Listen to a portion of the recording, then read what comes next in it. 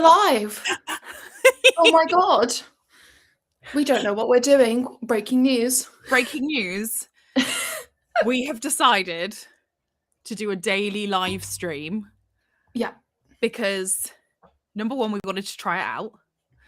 Number two, we'd really love to get to a place where people paid to watch us without us having to resort to OnlyFans or Babe Station. Is Babe Station still a thing?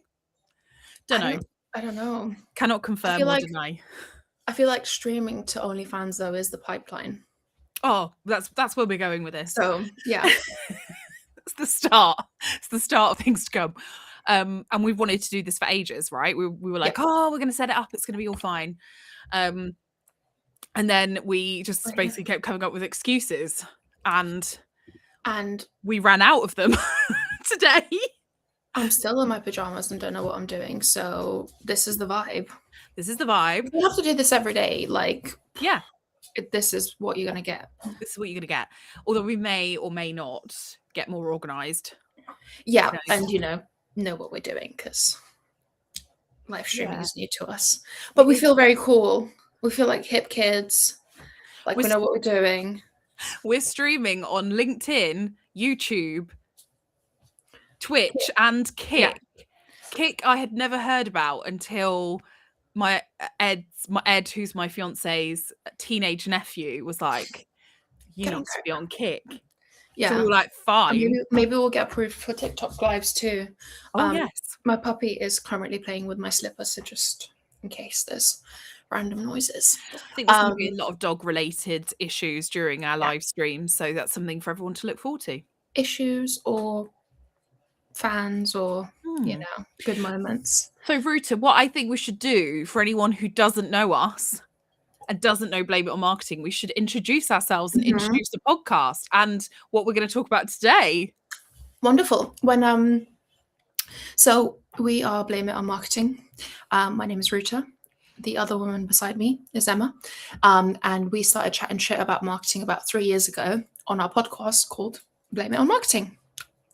It's not just the two of us. We get on guests, and the whole thing is just to kind of humanize marketing and be able to openly talk about the fact that sometimes things are very hard, sometimes they're good, sometimes your boss is shit, sometimes like the expectations are bad, and sometimes you fuck up. So we start every episode with a confession. So it's not just us bitching about stuff. We're also very reflective and open about our own shortcomings in the profession. So that is Blame It On Marketing, and till now we've been very much in the LinkedIn sphere, obviously on the podcast platforms, but it's been very much LinkedIn focused. Yeah. We have got some YouTube stuff. All of our episodes are on YouTube. Yes. We've now recently realized that we should have been uploading our YouTube shorts, and for that we are ever so sorry. I'm so sorry, everyone. Maybe to ourselves for not uploading all the shorts that we've created over the last year. I think we haven't uploaded any, but we're now back on it. And we want to experiment with live streaming, and we also we are marketers who are very much like in our day jobs on the tools. So like Ruta and I are both fractional marketers, generally B2B, but we do dabble with some B2C. Hello. But generally we work with people where there's maybe a gap in their data, or they haven't maybe got the foundations right. And naturally everything leads to revenue. That's what we're all about. We're all about the money, making the money. Ruta's already on the chat. Who's chatting? No one's chatting. I've just seen we've gone live on LinkedIn, so I'm just editing the title to say what the fuck it is. Oh, I love it. I love the live stream. It's like live streaming and also just updating it as we go. I can't talk and type at the same time. No, I'll riff. It's fine. Yeah, excellent. But Ruta and I, because we have been primarily LinkedIn based, we put a poll out we've got about nearly 4,000 followers on LinkedIn on the page. And we put a poll out being like, what is like killing the vibe of all the marketers that we know right now? Because there's a lot of like discontentment out there at the minute, and we were like, what is it? Is it the fact that like loads of your colleagues and people around you are being laid off? Is it that you're expected to do everything? Is it too much data? Is it too much brand talk? Like, what's the thing? Anyway, unanimously, it appears that nobody thinks we've got too much data, which is a delight. Yes. Everyone's I'm very very happy with their happy data. But what everybody thinks is going on that is a problem is that marketing people are expected to do everything. Yeah. So we thought that would be the theme of this live stream, and we're going to have a little chit chat about that. I feel like us trying to do this stream on 2 channels we don't know whilst I'm typing on LinkedIn is very much the vibes as well of the actual conversation. So like it's very well matched. Yeah, it's like, oh, not only that, but I'm refreshing the email send that we Oh yeah, wonderful. that Yeah. we sent just before we started. If, by the way, if there is somebody watching, I can see there's 3 viewers allegedly. So we love Ooh. that. But if you want to say hello and leave a comment so we know if you're actual Yes, human please beings, do tell us, that would be wonderful. because we want to know. And also, if we're really terrible at live streaming, we'll get better. We promise. Yeah, this is Yeah. a A work in pilot. progress. A pilot. It's Oh, a pilot. how movies of you. Movies? TV? TV. Yes. Cool. Okay, so yeah, you gave Where the do you want to background that we're genuinely B2B. So like I think our audience is 2, by the way. Mhm. So when everyone said we've got just too much shit on, I couldn't agree more. Where do you think, Emma, that is? Do you think that's a new problem? No. Okay. Do you know what? I don't think it's a new problem, but I feel like people have had enough of it because, you know, like I think probably as marketing professionals, we were all expecting by this point that things would have got easier or should have done because we've got more tech. Yeah. We've got, I suppose what you should think of as like technically something that's going to like actually relieve the day job a little bit, you know? Yeah. But I don't think it is. Sorry about the accent. We'll try not to do too many of those. Oh, girl. Yeah. I think. Oh, hello, Dale. Hello. Dale Davies We from know who Exposure Dale Ninja is. is checking into the chat. Sorry if we just gave up your username, but hi. No, I think everyone can see it. Everyone can see the chat. Okay, great. Great. Hi, Dale. Do you guys do live streams as well? Can you give us any tips, please? Goodbye to the colouring in department. Hello to the everything department. Yes, very much. I actually, not to be that person, but I think AI has really made the whole you do everything yourself thing much worse. I was alluding to that without trying to shit on AI. Yeah. You know, whatever. I love AI, but I feel like it's the best excuse to like not hire teams or not replace people that have left. So like it's become the thing that's going to make you have to do even more stuff yourself, which, I mean, I like being able to do everything. I'm like the most generalist marketer you've ever met. I can literally edit a video and sort out electricals for an event and then design some merch. Like the whole thing. But do I have to do everything myself? I think that's the big question, right? Yeah. I was like, just because you can doesn't mean you should, right? Like it's not. It's like if you took that context outside of work, doesn't matter what your job is. Yeah. You took that into your home life and you're like, well, at home I just do everything. That would be a very unhappy relationship. Well, let's not get into gender and marketing because also yeah, how do you okay, us having to do everything, us being able to do everything is one thing, us having to do everything is a different thing. Yeah, because of AI, everyone thinks we've got way more capacity, but what do you think is like the actual reality of that capacity? Because like AI is great, but like it doesn't replace a lot of the things I manually have to do, right? Like I think what it's meant is that, you know, because people have this perception that it's giving people more capacity at the moment, and like they think, oh, you've just got loads more time because something that used to take you 6 hours now takes you 5 minutes. That's not true necessarily for most of the stuff that we do. The stuff that's actually like the gritty, dirty day-to-day job of being a marketer, that's not stuff that necessarily at the moment. I think a lot of AI can't replace that. And also it's not able to check, you know, we need to be able to check. There still needs to be that human, or you know, like element. But what I do think is that basically the reason this has all gone to shit is because what then happens is people are like, oh, well, you've got AI now, so you can just do more projects. So whereas before we'd be like, oh, we've got a quarterly campaign, we've got whatever, like some BAU stuff. Yeah. We now are like, oh yeah, but you can just add a website project on, you can just add more campaigns in, you can just add some more processes in, because it might take someone 30 seconds to go on ChatGPT and be like, oh, we need to put in place a content process. And then the content process is 10 pages long. Yeah. And you're now expecting people to follow that shit. Yep. So you're just like, we're just almost being bogged down, I think, by our ability to like maybe over document and over process some things. Yeah. I think also like if you are doing projects with AI, to do it well, you have to build AI systems at the moment. Like there's very little out the box AI that can kind of connect up and do loads of stuff for you by itself in marketing. And I feel like no one's actually allocated time for doing that. Hello. That was awesome. Thank you. Is that what I think it is? No. Oh, don't know who you are. I don't know who that is. Who welcome. Are you? What do you do? Are you a marketer? Let us know. Yes. I thought it was our young fandom. No. When the young fandom is not around. By the way, just so you know, some of the internal pressure for us to do this is we have a young fan. Yes. Say that, who was like, why are all your YouTube shorts and why are you not live streaming, you losers? And we were like, oh wow, if anything is going to kick you up the arse, it's pressure from a 10-year-old. Yeah, I was going to say, get some 10-year-olds that are into the internet on your side. Like they will make you. We didn't know that Restream existed before somebody who was 16 told us. So like, great, we love that, and we keep doing that. I don't have any teenagers in my life. Yeah, I just absorb all the coolness from the teenagers. Yeah. No one's like allocated time, training, budget to building out these AI systems. If you're a fan of like AI automation bros on LinkedIn and your CEO's like sending you links from them, I'm so sorry. In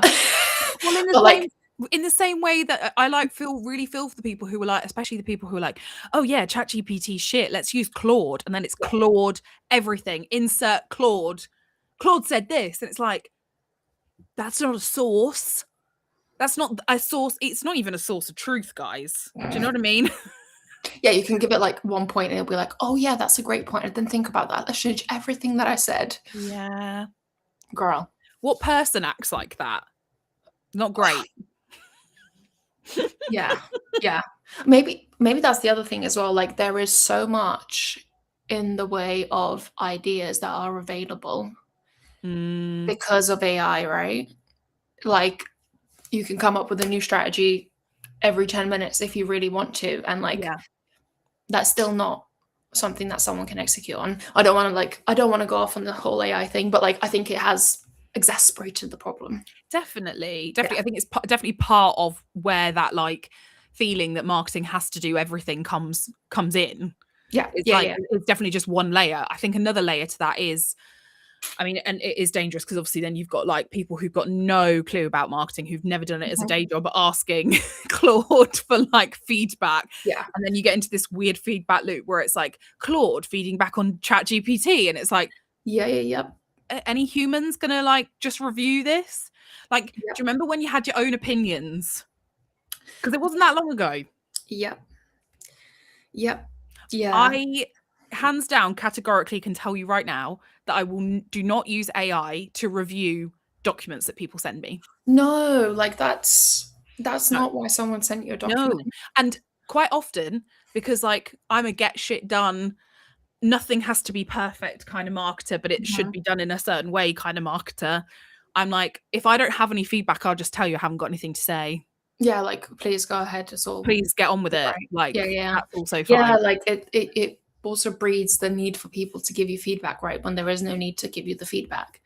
And that is probably maybe another layer to this, which is just like, even if you remove the AI tool thing, we still are in a situation where, like lots of people don't necessarily have a lot of respect for marketing generally. And therefore they feel like they can have an opinion on things that really maybe they shouldn't. Especially, I think the things that I'm talking about there is, I'm not saying that people cannot have opinions on things like copy or design or whatever. We've done a whole podcast episode about this, but there is a way to give the feedback that is constructive and useful. Mhm. If it's purely opinion based and it is about your opinion, And if you're not given only the your feedback the way opinion, the person asked, like, yeah, just bin it, babes. yeah, Like, it's like, but if it is only opinion based and it's yeah, yeah, not like either grounded in facts or data or like technical insight. relevance, like Yeah, SEO technical yeah, relevance or AEO, whatever you want to yeah. freaking say, like Yep. keep it to yourself. Yeah. And then that makes it, that is, I think that's something that I see a lot of. It's like Mhm. a lot of feedback for the sake of feedback, Yeah. which Yeah. we just is just bogging everyone down. And then I Yeah. do think naturally, of course, we're going to talk about budgets Yes. because I think Rucha and I have both been, so if you don't know us, we've both been fractional marketers for the last 5 years. So we have got skin in the game when it comes to being like freelancers and fractionals. Like we have been worked with a lot of companies in that time. Yeah. And it is like relentless. Like over, I would say there was a point maybe like 3 years ago where budgets were sort of still reasonable, and over the last 2 years, just like you Yeah. cannot be expecting more and more for like you there has to come a time where that's got to end, otherwise there will be no marketing. It's just also illogical, like how are the targets going up every year yet marketing budgets are shrinking and marketing teams are shrinking? Yeah, it doesn't make any sense whatsoever. I wanted to bring up a comment by Eve as well, talking of the one marketing person and the one budget. So Eve on LinkedIn was saying that she's seen so many job listings that are for marketing apprentice, but basically the description is that they are the marketing team. The whole team. Yeah. Yeah. And not even a senior marketer at that point, just the apprentice. Well, it's like, yeah, and even like up to marketing manager, I'm like, the expectation there is like, you will do everything. Yeah. Including, I don't know, writing emails. Yeah. And also managing the strategy and the budget.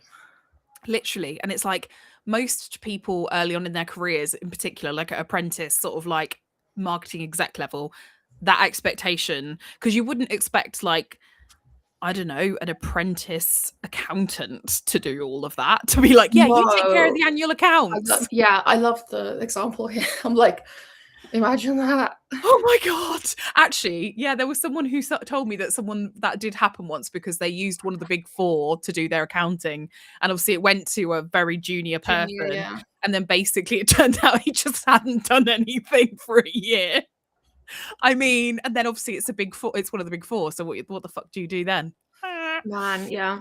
You just, yeah, it's just, I think it still is a lack of understanding about the technical skill set that a marketer has, right? Yeah. Agreed. Yeah, and just because you can learn something on the internet and just because it is accessible and available doesn't mean that someone should be responsible for doing it all, and also doesn't mean that, you know, like we've had years of like trial and error to figure out what works and what categorically doesn't work. So like that's how you get good at doing everything, because you understand the relationship between things and the relationship between marketing and your audience and all of that shit. But you can't expect a marketing intern to have that level of knowledge. Like that would be insane. Why would they be a marketing intern if they had that level of knowledge? Like, yeah, it's like, yeah, if you didn't have to be an intern or an apprentice or whatever, like you're not gonna do that. You just go skip straight to the good stuff, right? Yeah, exactly.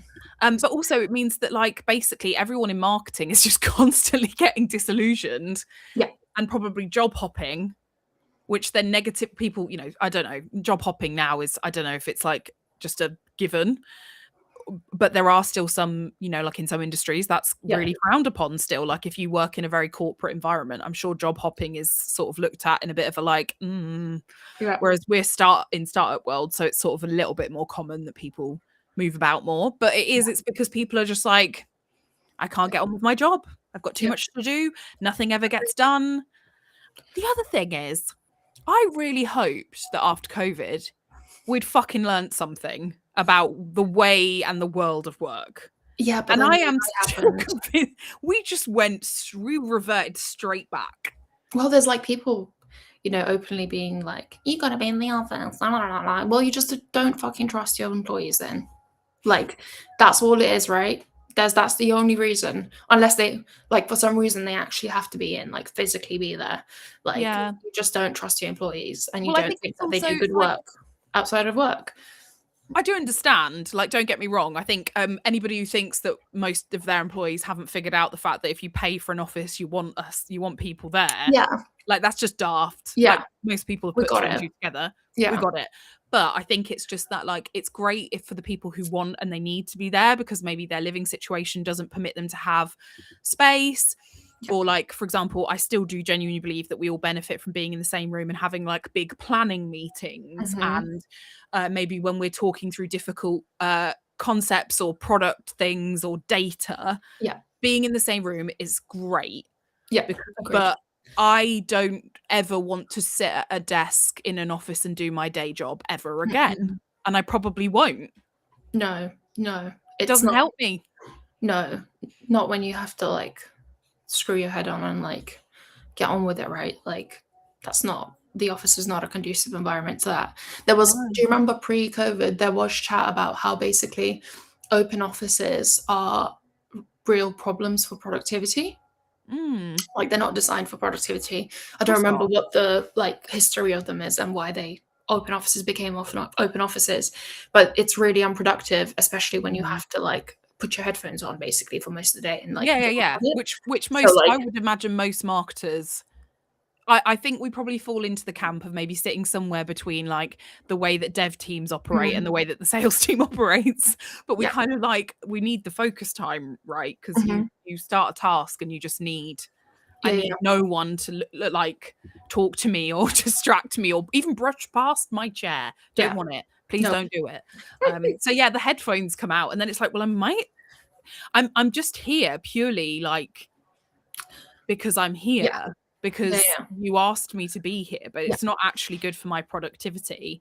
Yeah. And I know there are a lot of people who feel very differently, who are like, I know I'm super productive in the office and I love being there and I want to be in all the meetings and all of that kind of stuff. And it's fine. But I do think, yeah, more companies need to give people the option, because I also think, like, protecting your time so that you can get your day job done is really important. Like, Mhm. being in meetings 24/7, if you're not the CMO, If- is not your job. Well, this is the problem. You are the CMO, but you're having to do Or everything else as well. if you're the So- only marketer, you're the CMO. By the way, without the pay. Zaberto, you are not the 10-year-old, but we really appreciate you being here, so thank you. And he said he only found us because of the YouTube channel, so hello. We've already proven. Well that done, it was worth everyone. it. YouTube is, I think, the second largest, like, search watched thing in the world. I should know this because I work for a YouTube company, but Yes. I will double check the stats with Jake.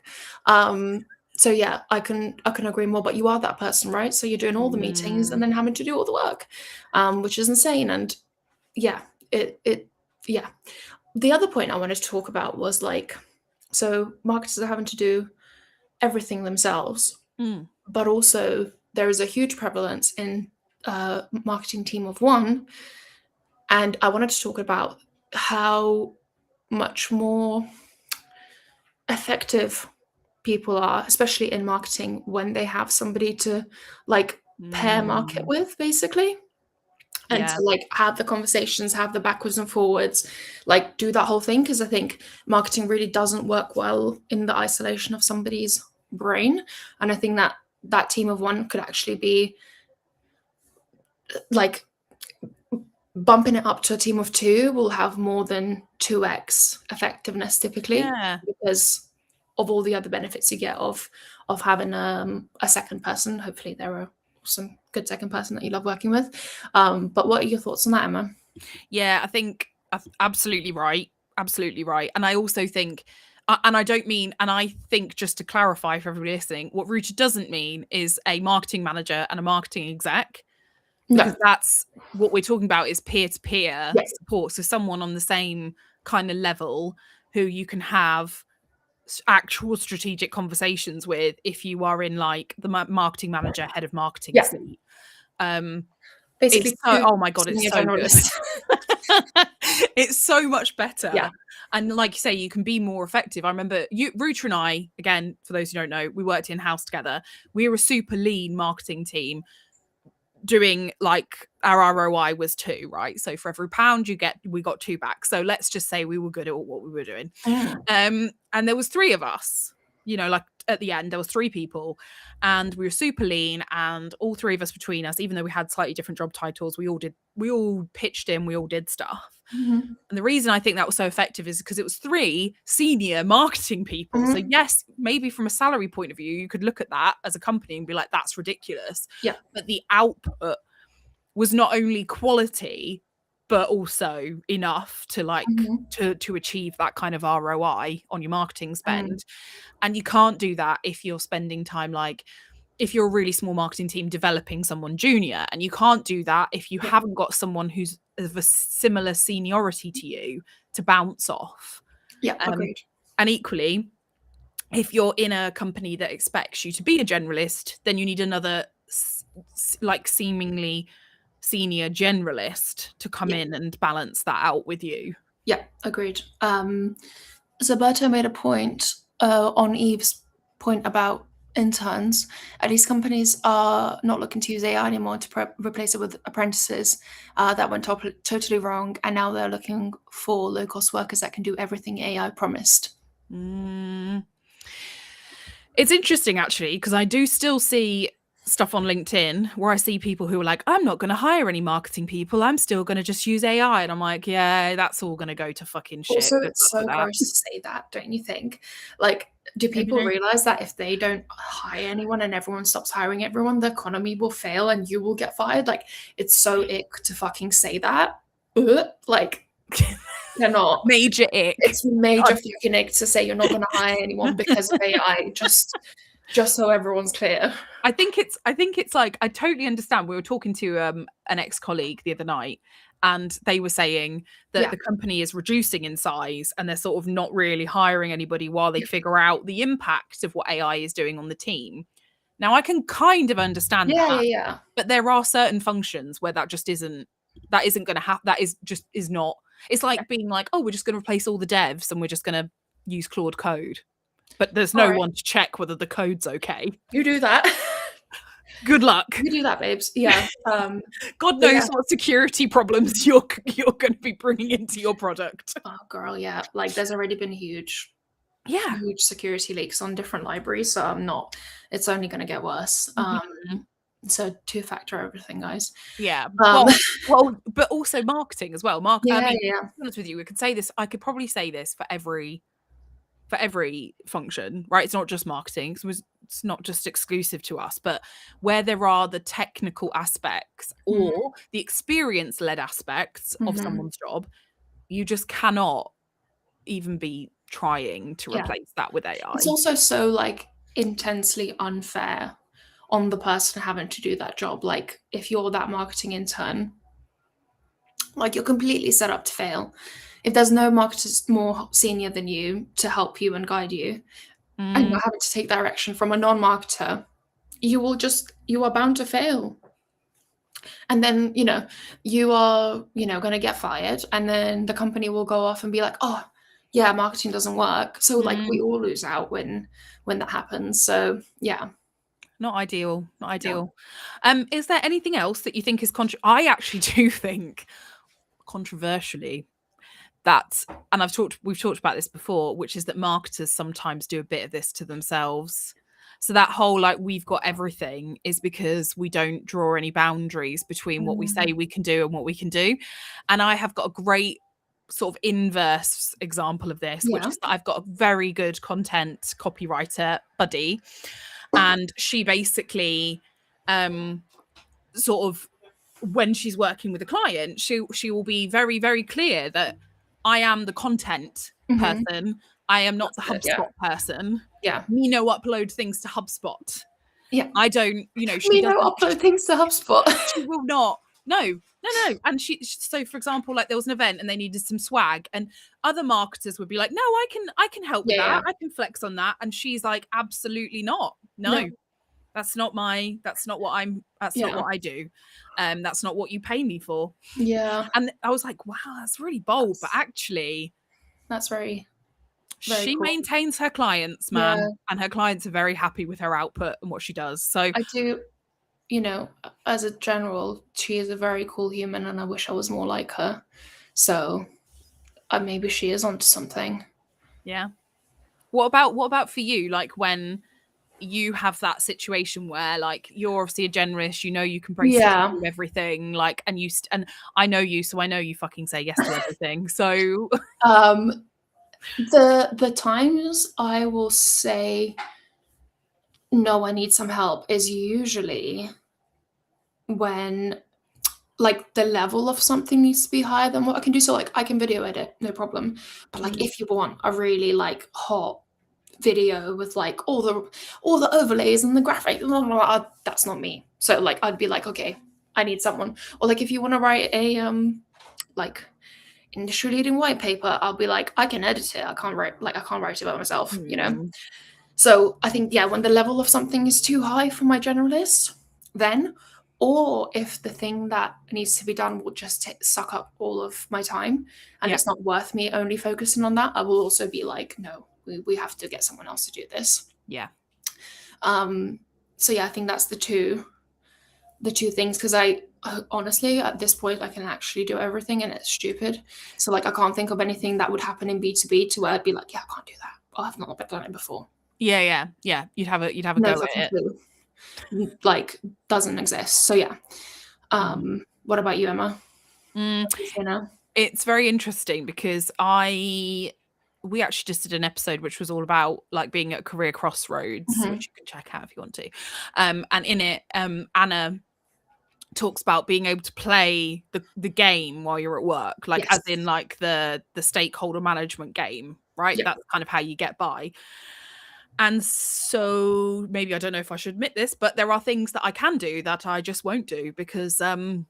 No. Because just sometimes based purely on principle, but sometimes because I know that there is a perception that if somebody asks me to do, if a certain person, I'm going to be very specific now, if a certain type of person or a certain person asks me to do something for them, where they are either trying to test my boundaries or they are trying to push against something, then I will absolutely not do it. That's my rule. That's a great point. If they are generally, if someone is a lovely person and I don't think they're taking the piss out of me, I'll do it. Oh, she's knocked her camera off or she's gone. Live streaming. I'm just here alone. Of course someone's knocking on my door. Give me a moment. Oh, of course. Let me vamp for you all. So I think for me personally, if I think someone's trying to take the piss out of my good nature, and I'm very quick to detect that, then I will absolutely be like, nah, I'm not doing that. And so that's why I think, trying to maintain boundaries is quite important for marketing people. I'm not saying you have to go as far as our lovely copywriter content pal that we talked about, where she does the thing where she's like, no, I do content. I'm not helping with anything else. Although I have so much respect for that. I think that, bam, she's back. Woo! I was vamping hard. I was like, bam, bam, bam. That I think, I think maintaining some sort of boundaries. And I do think generally, I don't know, I've got quite a good spidey sense when it comes to, I think, if someone is trying to take the piss or not. Yeah. Although, as Ruta also knows, I can get unnecessarily ragey about stuff that I shouldn't. So, yeah. Check yourself. Knock, knock. Is the LinkedIn AI police? No, Dale, it's my compost delivery. It's the thought police. And I was like, I said to my partner before this started, there might be a delivery. Can you please handle it? And he did a very nice thing by taking my doggy out. So he's not in the house. So, yeah. Oh, standard, of course. Of course it comes at the moment where you need to be at the computer, but this is what live streaming is about. It's live, baby. Things will happen. We're gonna drop things. We're gonna fall off chairs. Tech is gonna fail. Like have a breakdown. Shall I bring the clippings through the house or around the outside? That's my neighbour. But my back door's open, so I will find a better space to do this for next time. I enjoyed that. I think it's really good. Yeah. It's very important that we all hear your neighbour. So I can see here we've also got another comment from Yes. Zaberto. Zaberto, about talking about how Zaberto, Roberto. There we go. That's but anyway, whatever. Yeah. Sorry, we'll sorry. say it right at some point. That, you know, like obviously experimenting to you, marketing to you is all about experimenting and then fail until success. But obviously that is not something that necessarily people realize is the way that we should be doing it, right? Yeah. Some people just think there's some sort of like magic formula that we all have, like the magic lead tree that we all have access to, or the magic PPC tap that we turn on and all the leads come. And when you're a junior, if you're the one that's doing the marketing, you might not know that that's the case, or you might not be able to set the expectations and boundaries that that's the case, right? So yeah, it is all about experimenting until you find something that works and then doing it all over again. But I think as someone super junior, you'll probably have a hard time having that conversation and maintaining that method of work.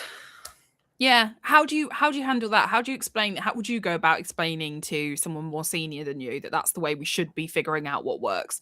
Sounds like a no-brainer, but So I've just started doing experimental, like, not workflows, that's the weird thing, but just focus on experiments, like noting everything down, doing like proper hypothesis and data kind of thing with one of my clients. And I think they get it for the most part, and they get that, like, we need to figure out what works and what doesn't work. But the thing for me, I think that you can always sell people on when it comes to experiments is the fact that you have documented experiments and data, and then it doesn't matter how far along in your business you still have that data and you can iterate on that data. Yeah. I think that is something to sell people on, because it's almost like a long-term documenting series. And also it really pushes you to try things, which I know that a lot of people get very stale and boring with their marketing, and like, or are afraid to try things. So when you kind of put it as an experiment, I think that's another way to set it up. Like, yep, some things are going to work, some things are not going to work, but like, we will know, and we will roll back the shit that didn't work, and we will continue with the stuff that works. I think that kind of trying out new things as an experiment / having that data is amazing. Yeah. It's interesting, isn't it? Because like, you hear experiment and you instantly think that some senior leaders will see that as you saying, we don't know what we're doing. But it's like, no, we don't know what we're doing. We're trying to figure it out. We've been at this for fucking ages, so we know some stuff, but like, every business is different. And if someone comes in and is trying to sell you a playbook that has worked in every business they've been in, fucking bullshit. Get out. Like, yeah. In the same way that if somebody ever tries to sell you an ICP that's more than a page long, get out. I could go for 2 if you've got multiple. Yeah, I mean, that's it. I will accept that. To be honest with you, I don't really want to accept anything that's more than a page long ever again, mainly because of what we were saying at the top of this live stream, which is just the AI garbage that people send around is just, it's too much for me, man. Too many words. Too many words. Not interested. No. I did once, I think one of the most savage things I ever did to somebody was they'd sent me a load of AI garbage. And I was like, I'm not reading this. At least ask ChatGPT to summarize. Thank you. I'm not using my credits for summarizing this. Yeah. You can use your own credits. Yeah. Yeah.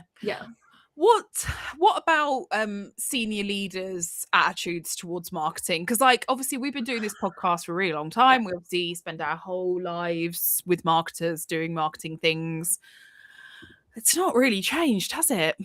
No. And again, I think it could have changed, and then it didn't because of AI. Oh, you think that was because of AI?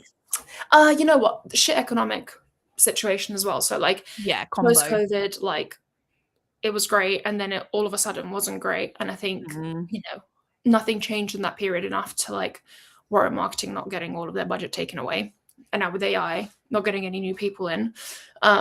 So I think senior leaders very much haven't moved on, and we're still like in a lot of businesses in crisis mode. So there is no space to learn and reflect and be the best human that you can be, and the best manager to your managees. that you can be when you are in that crisis mode and you're constantly chasing your tail. So I think a lot of that frustration comes out in the like, why can't you just do this? We'll just do this. Like, too much process, too much blah blah blah. Just do this. Just make it successful. Yeah, just get on with it. Just do it. Just do something. Yeah. And it's like,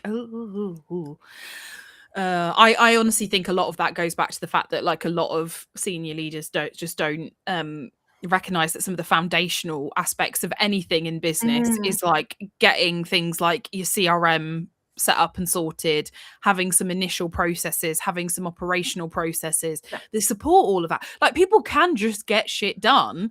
Yeah. If the base, I mean, like, and I'm going to use you as the example. So when you joined Clearview, which is the last place we worked in-house together, you basically said to me that you had spent the first, 3 months or something of your role just setting up HubSpot, setting up all the workflows, setting up the sales processes, figuring out how sales and marketing are going to work. Like, that's what you did for the first 3 months of the job. First marketing person. Like, nobody, I have never spoken to another person that's ever been like, yeah, I've been allowed to do that. Ever. Yeah, it's tough. Like, I think I had grace because what we were doing was working.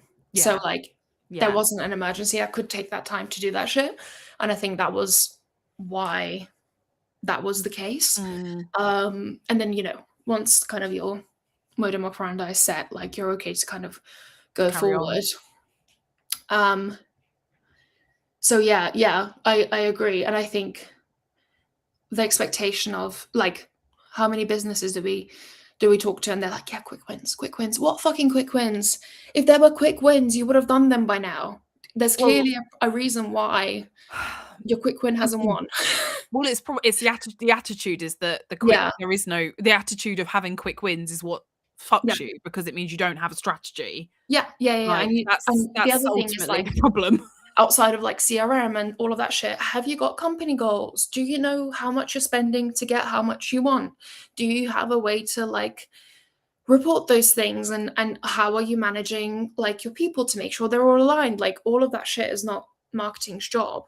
But it's so crucial because it means that everyone knows why they're doing what they're doing. Which sounds really silly because, you know, we're all working companies to make money, basically. That is the point of any company. But like, it's much more specific than that. Yeah.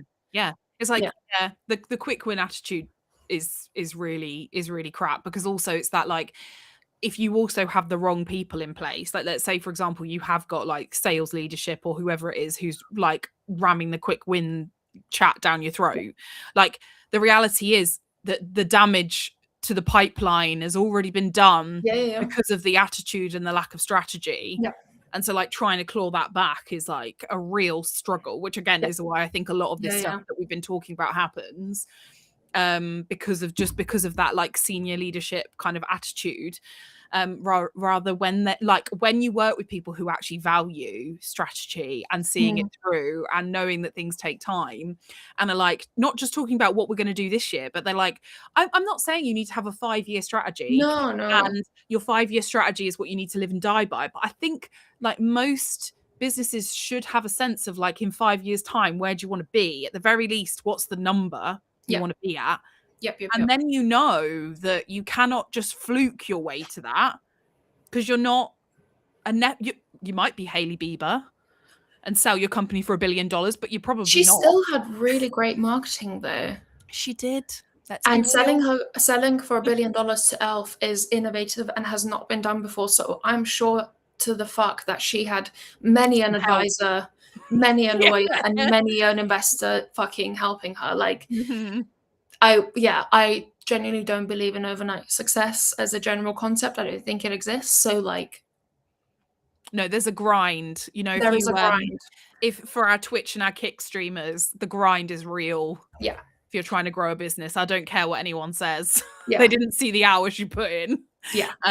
So we've got 15 minutes left of this episode, this live stream. I mean, we can live stream all afternoon if you really want us to, but I think you don't. So we'll stop. Should we talk about? Sorry, go on. Yeah. No, I was going to say, should we talk about how you stay sane? Yeah. And then we can talk about what we are planning to do with these live streams and what people should expect. Yes, we'll do that. Yes. Cool. Should we talk about how to stay sane first? How do we stay sane? Have a buddy. Yeah. Whilst Emma and I might not work together on all projects, I will call her every time something happens. The relentless video voice chat is real. That's why the podcast exists, because of voice notes. So yeah, have somebody that understands enough that you can kind of download to and be like, is this fucking crazy or is it me? So that you can feel like you're not crazy, because I feel like that's one of the biggest things. Like when people find our podcast, it's like, oh my God, somebody else feels the same way that I do. I'm not crazy. Like, so you need that person to ground you. Yeah. Yep. Yeah, you need to feel like you're not alone, but also like again, we were talking about it in the episode that we released this week, was this whole like figuring out if work is really getting to you, like how can you actually like learn how to pick it up and put it down. Yeah. Like, you know, the old saying, like, leave your feelings at the stage door kind of thing. Like, you actually do need to figure out how to do that, and there might be a whole multitude of ways that you do that. Yeah. And a lot of people might listen and be like, yeah, but that's because the company's shit, blah, blah, blah, blah, blah. That's on the company. No, it's not. Yeah. You have to get up and go to work every day, man. Your feelings are your feelings. They're your feelings. It doesn't mean they're not valid. They're just your feelings. So you do have to figure out how to manage that. Yeah. And whether that's some therapy or whatever that might looks like for you, that's great. But like, even if it's building in a little bit of a routine around like, I switch off from work and I do this that helps me switch off, is really important, because it can ruin your relationships inside and outside of work. And you don't want that. Nope. I am moving because we need charge, because, you know, we're really professional. It's exciting. It's exciting. It's a real live stream. Action is happening. It's not just happening. There's deliveries, there's charging. I do feel like we should have the dog's behind me. He's not really doing a lot, so it's probably not that interesting, but there is a dog there. We should have dog cam. Yeah, there should be more activity in these live streams. Yeah. So that's definitely something that I think build up your own resilience. Yeah. The other thing I would say that would massively help is make sure you do have goals and you do have things you're working against that are signed off on both ends, because it's then very easy to have those conversations of like, why can't we start streaming? Like, why that would be inappropriate right now. We are the worst proponents of that, but yeah, you can have those conversations much easier because everyone's agreed on what they're doing, and if we change the plan, then okay, something else has to happen. It's like Challenge Annika. It is. She's literally going to like parachute out of the top floor in a minute. Don't recommend. Set those goals. Make sure you're clear. Yeah, definitely. And also figure out how to have honest conversations with the people around you, like the senior leadership team, the other people around you. Like, if it's more support you need, there is always a way to position that against like what the business is trying to achieve to help you get more resource, even if it's like, we haven't got any more money right now, we can't do that. There's no reason why you can't say, well, do you know anyone in your network that could mentor me, or I could talk to about marketing? Yep. So that stuff is fine. Yeah. And also, like, I do think, I know we were saying like, I'm going to say that you said that you know how to do everything in marketing. To a level. That's it. To a level, though. To a level, know your own limitations. Know your own limitations. Again, for our Twitch and our Kick streamers who are watching, obviously there's loads of them watching. If you're gaming and your character is at a certain level, like, that you can't go and like grow pumpkins if you're only allowed to harvest corn. Like, you know that. So know yourself. Stardew Valley chat. I'm like, it's appropriate because we're streaming on other platforms now, so we need to bring in the cool shit. The cool shit. Yeah, agreed. So should we talk about what we're planning to do with this streaming of our thoughts and processes? Yes, it won't just always be me and Ruta talking to camera about this sort of thing. Maybe there'll be some of that along the way, I think. Also, Dale said that no one's asked them to mentor him. No one's asked him to mentor them, and he's worried that it's about his skill set. Probably not. People are very shy, and the people that need to ask you to mentor them are probably like, to be honest. So I also just saw that they got a YouTube plaque. So if I was trying to be successful on YouTube, I'd be asking Dale to Dale, mentor can you me in a mentor heartbeat. us? Can you mentor us, Dale? Because we Yes, need help. please. We need some help. We want a plaque. We want a plaque. We can be Exposure Ninjas side piece. You know, like we love it. We just want to be. I want to be so cool that I've got a YouTube plaque behind my head. I just feel like that's just peak that is millennial. my childhood dreams. Yeah. So Not childhood, teenagehood, but you know. But yeah. So Dale, if you can tell us how we do that, Yeah. he's gonna be like, Like don't do this. 5 years of consistently great content. Thanks, Dale. Never mind. Okay. Just chatting shit here. Be funnier. No, it's never that. It's never that. How dare you? Anyway, so with this streaming, so we want to do every single day in the workday, so Monday to Friday at the same time, 2 p.m. Some of the time, roughly 2 p.m. Some of the time it will be all of us, aka me and Emma. Some of the time it will be just one of us. And then in terms of what we're planning to do, so we'll have guests on sometimes, probably like in the week that the podcast comes out, we can probably cajole a guest to come on and have a chat with us. But also we just want to work. So probably a quieter live stream. It might. We don't know how this is quite going to work yet, but the idea is now, Ruta and I, just to promise our clients, we will not be working on client work unless you wish us to. Yeah. We will like weird marketing. Yeah. Yeah. Ruta and I both have other businesses that we run outside of our day jobs. Ruta has a sourdough starter company. I have a HR tech internal comms company. And so we will work on our own marketing during the session, and we will basically, I suppose, share screens, talk people through what we're trying to do. Ideate together. Have a meeting together. And if anyone else wants to join in and like use it as their like work focus hour and tell us what you want to do, and then we can kind of check in at the end and see how everyone got on with their stuff, then fabulous. And hopefully some non-marketers will join us and see kind of how long things take and the process of doing stuff, which is going to be probably educational to say the least. Yeah, I think the other nice thing is as well, like there's inevitably going to be points, and we've talked a lot about tech and AI in this chat, but like I think there'll inevitably be points where you will see us use AI and you will see us use tech, and hopefully you will feel that we have used it appropriately for what we're doing. So hopefully like people will get some real examples of like when they should and shouldn't use it. Yeah. And if you have any tips for us on how to do this, please share, because we are not live streaming consumers for the most part, I don't think, Emma. Neither of us watches live streams per se. I will watch the 10-year-old that we discussed. Trolls us. Fair. Because you know we're in the fam together. And so I do watch that, and occasionally I do watch some very funny live streaming of some gaming things occasionally. Because we're not like not hardcore diehard live stream watchers. It'll take us a whole minute to figure out. So if that sounds really boring, the idea of us getting on and working and you being like, why am I watching this person work for an hour?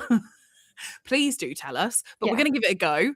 We'll see what goes on. If you're that team of one, you can come and have a little team with you, and we can have a nice time. But again, maybe that is not what you're looking for in life. You know, that is not more of what you need. So you tell us.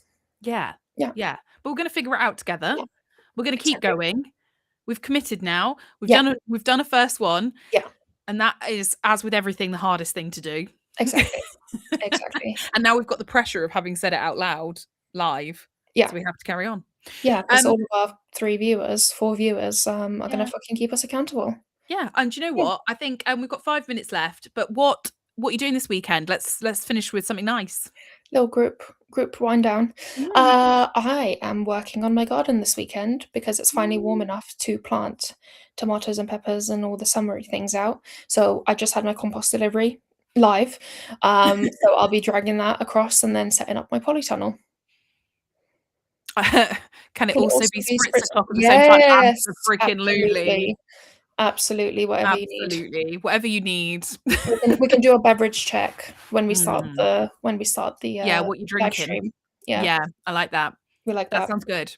What are you I'm doing very next? excited for you and Thank you. your And then um everything else that's left over, I'm taking to Emma's house, so she there you does. go. You know what? Live streaming or not, maybe we should live stream from the garden. Be Oh, quite that'd nice. be fun, yeah. Because Ruta does come round to my house and do the garden for me. Mm. But I can plant my peppers out presumably Yeah, now. yeah. So they're going out. That'll happen. I'm going to watch my friend in Bake Off the musical tomorrow. Yes. It's got rave Wonderful. reviews. Can't Yeah. wait. Very, very funny. And then on Sunday, family barbecue Oh, sweet. I around love my that. in-laws. So that's nice. The weather's looking a little It's not looking shaky, I great. think. Weather. No, it's raining. Oh. Precipitate. So it'll be Low chances though, Bedford. Okay. What about? We probably shouldn't dox ourselves, but you're gonna be fine. The highest chance is like early morning, and then from like 3 o'clock, it basically is not gonna rain. Okay. Yeah. Okay. Yeah. Okay. So it might be okay for a barbecue. Yes. We will report back. Are we going to do this on Monday? Because Monday's bank Yeah. holiday. Good No. question. Is anyone going to be watching? I think some people will be really bored of their families by Monday. I think we should hop on Yeah. and see And what the just vibe is. see what happens. I'm not committing to doing any work on Monday. No, But I that's will what I'm commit to thinking. coming on. Okay, cool. Okay. Wonderful. Well, thanks for joining us, everyone. Thanks, Dale, the king of YouTube. Absolutely. Thanks, Zeroberto. I think is Zeroberto. how it is. And thank you, Ava, on LinkedIn. Thanks, guys. And yeah, This is great. See you Love next week. This feels so natural, like an evolution of what we do, you know? Have a lovely weekend. Yeah. Have a lovely weekend, everyone. Now, how do you